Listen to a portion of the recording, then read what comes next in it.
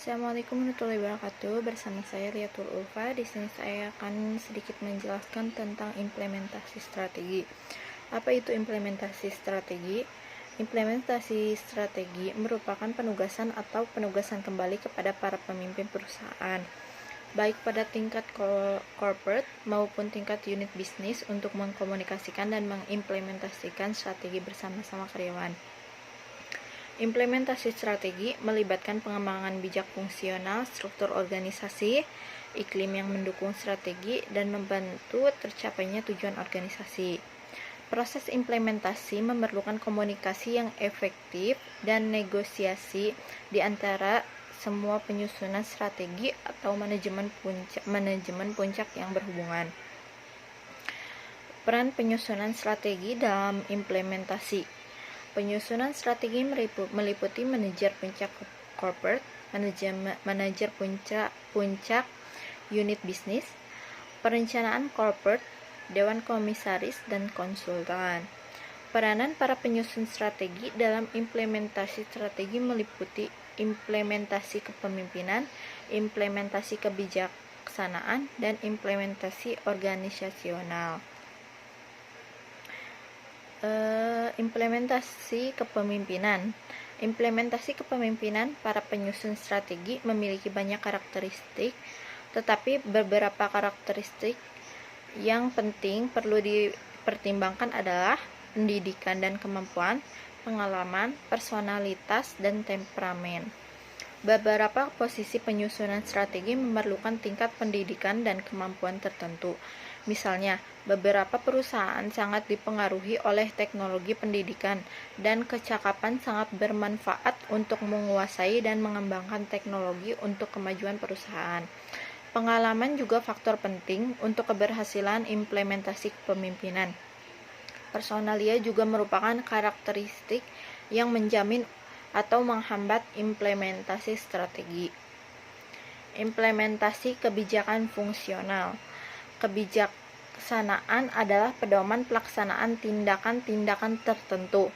Pemilihan kebijaksanaan secara hati-hati dapat mempertajam arti strategi dan memedomani keputusan-keputusan khusus dalam suatu arah yang mendukung strategi. Implementasi kebijaksanaan fungsional melibatkan dua proses, yaitu menyebarkan sumber-sumber dan pengembangan kebijaksanaan yang mengoperasionalkan strategi. Implementasi kebijaksanaan fungsional yang layak dapat membuat keberhasilan pemilihan strategi.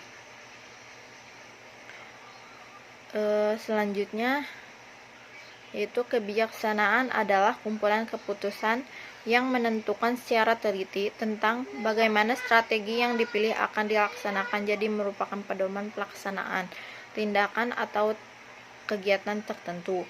Mengatur suatu mekanisme tindakan lanjutan untuk membuat yakin atas strategi yang dipilih dan kebijaksanaan yang diputuskan akan dilaksanakan. Yang selanjutnya yaitu implementasi organisasional. Ini merupakan tahap terakhir karena memerlukan struktur organisasi yang sesuai dengan strategi tersebut.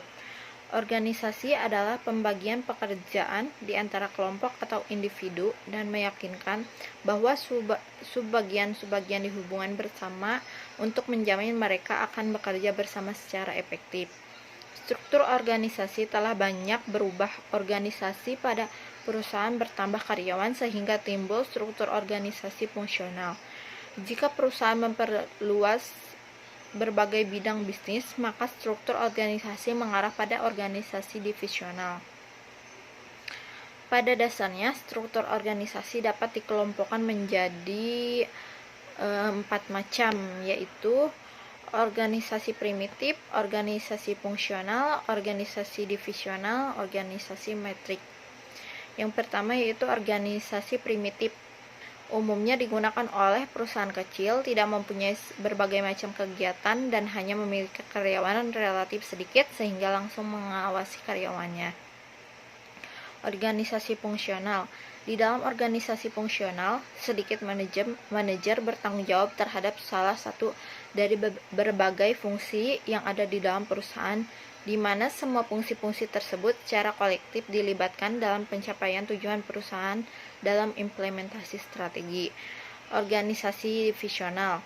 Manajer divisi dapat mengembangkan suatu strategi untuk bisnis masing-masing dan menghadapi persaingan yang mungkin berbeda dengan divisi lain dalam perusahaan sehingga strategi yang dipakai berbeda dengan divisi lain. Organisasi matriks.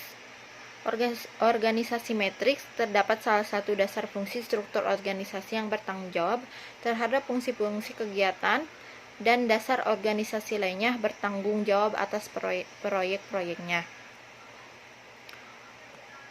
Mungkin cukup sekian presentasi dari saya.